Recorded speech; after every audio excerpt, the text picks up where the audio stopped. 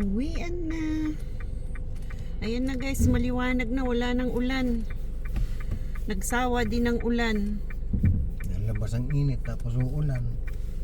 Ay nagbubugso-bugso pa rin.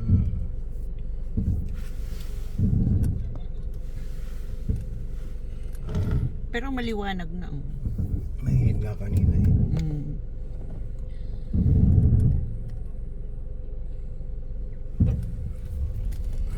Maliwanag na ang kinabuhi.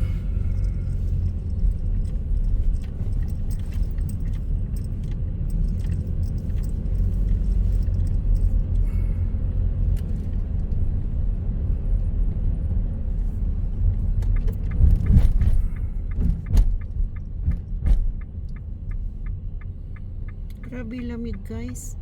Balik winter na. Back to realidad sa lamig. Maaga ang lamig ngayon. April pa lang, grabe na.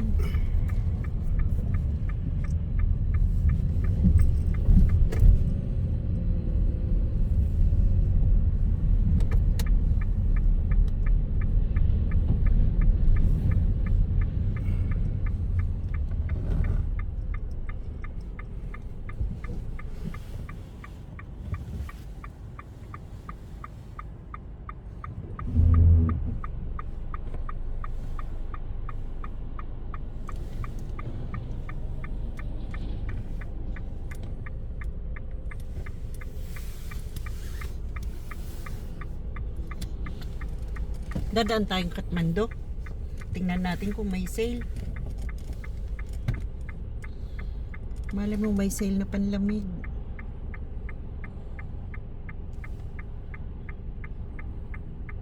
Ano ba yun? Shop ba yun?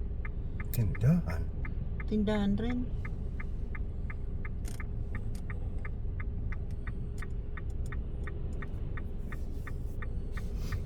Masakit ang tiyan. Grabe hangin, no? Yung stoplight, oh, dumuduyan-duyan, oh. Kita niyo yan guys. Hindi niyo kita, ako lang nakakakita.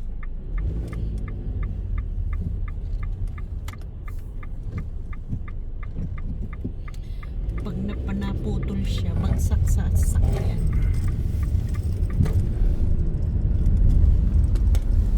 Kaysa dyan, oh. May darko. Ayan.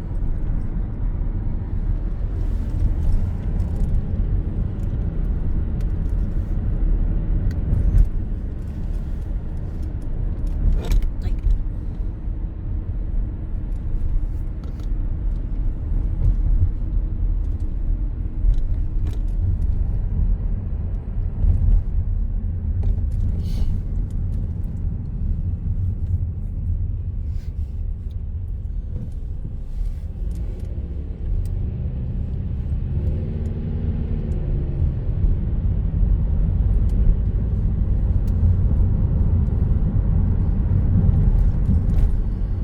Sinabi ko na kay Dave yung cancel ang flight, cancel ang bakasyon. Sabi ko 1 linggo na lang hiniin kong annual leave, makapahinga man lang. Ikaw, sinabi mo na? Sabi ko sa May na lang, May ulit. Mga May 3 pala tayo kasi pag April hindi maganda yung May 3 ang flight natin hanggang June 22. Ay 22 ba? 21 yung kasi ako back to 28 ako sa work.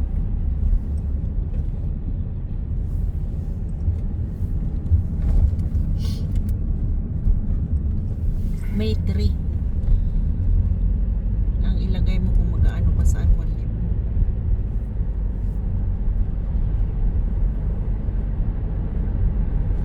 Makatipon man lang. Hindi pa pala tapos sila Nuno eh. Magpipintura pa. Tapos yung dirty kitchen sabi ko ipapalitada na nga Hindi na makuha, saka yung bubong ayusin na. Ano kaya pasarado ko yun para hindi nakakaano yung kapitbahay doon sa likod, ano? Yung bintana doon. Doon na nabubwisit si Merly pag naggagatong doon sa likod. Pumapasok lahat ng hangin ay ng usok. Pasarado ko na lang yun. Dito na lang sa kabila, ano, butangan sa ano, bintana.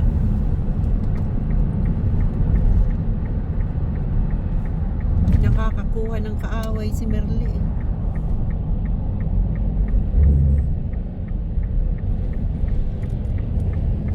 Tingnan nyo guys ang ano, ang dagat.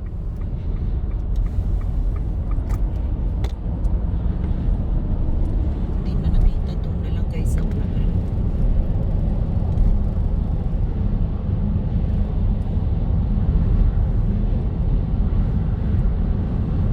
Yung kapitbahay ko kasi guys sa Bicol,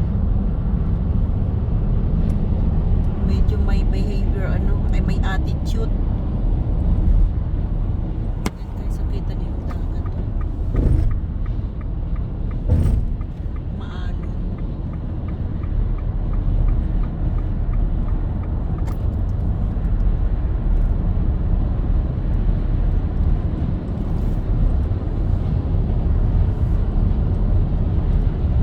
Maalon ng dagat. Malakas kasi guys ang hangin.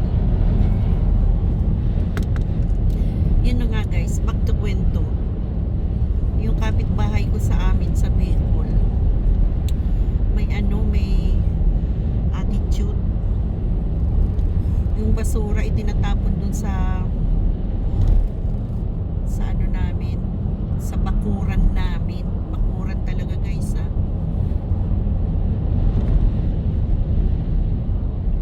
Yung typical na Pilipino na ganun, na nagtatapon ng basura sa kapitbahay.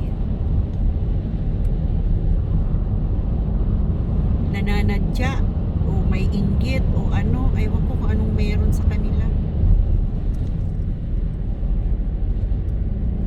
Ay yung kapatid kong nakatira sa bahay ko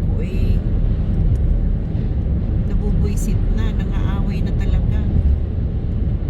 Kasi yung tinatapon yung napkin at saka ano, diaper.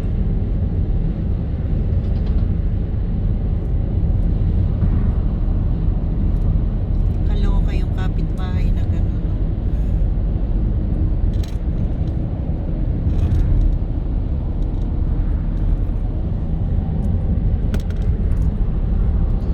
Kaya ang ginawa ko guys, pinatasan ko na lang yung pader, yung bakod. Let's see kung magtatapon pa sila.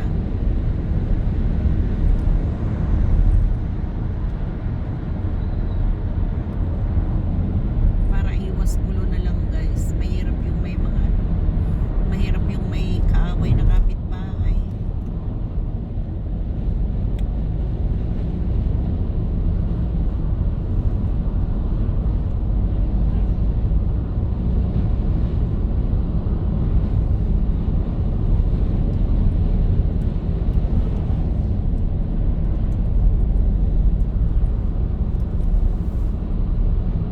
Pasaraduhan ko na lang yung bintana dun sa may dirty kitchen para wala nang ano, usok na pumapasok galing dun sa kapitbahay.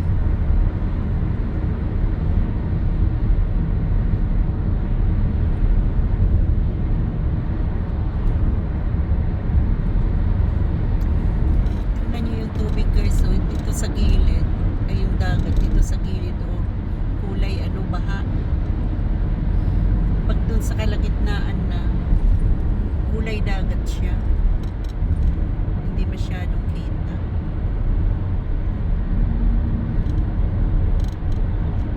Ayan guys, so, kulay baha yung dito sa ano. Kasi guys, yung ilog na malaki dito na dinugtong sa ano, sa dagat. Yung tubig dun dito na napunta sa dagat. Kaya ayan, kulay baha ang dagat.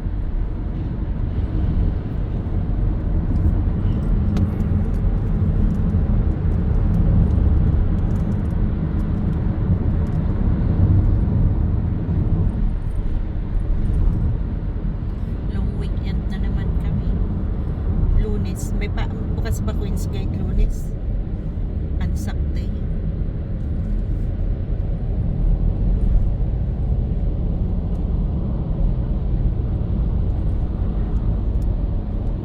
Ayan guys, kita niyo yung dagat kulay baha.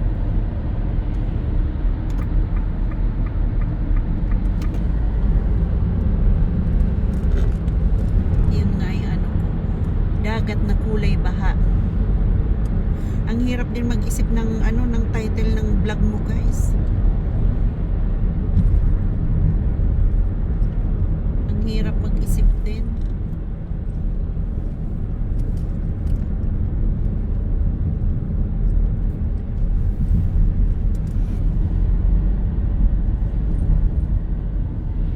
Mababaw kasi rito. Mababaw na. Mm. O ayan guys. So, Kulay. yung beach naging kulay baha na.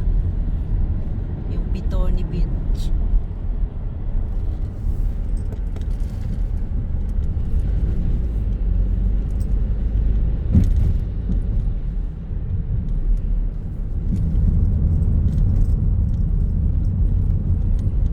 Daan kami guys sa tindahan ng mga ano, sa Kathmandu, tindahan ng mga winter jacket. Baka may ano, may sale sila.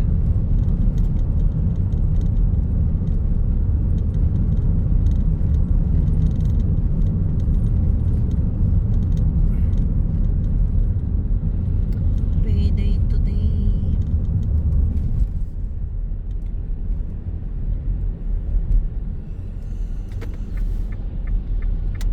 Ay, yeah. Kathmandu. Ayan o yung Kathmandu guys. Kathmandu sa Nepal yan ano? Nepal. Gawa ng Nepal.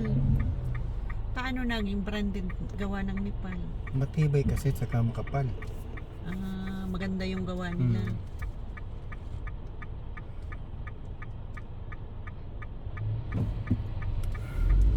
Kathmandu.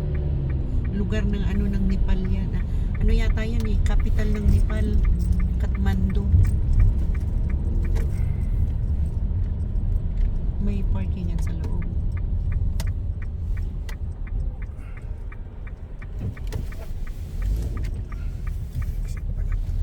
Huh? Exit eh, bakit dito ka pumasok? Na, buti wala kang ano. Sorry naman. Ayan guys, so Kathmandu.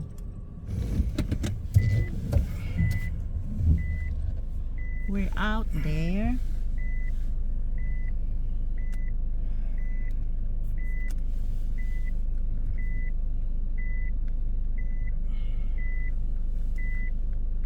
Bading o babae? Bading ano? Babae.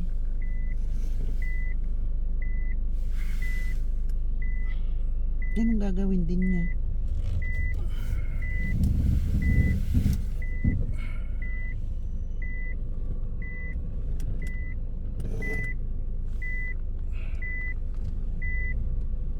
Kathmandu customer parking only. Ah. May parking din ng ano. Sige guys. Bye muna guys.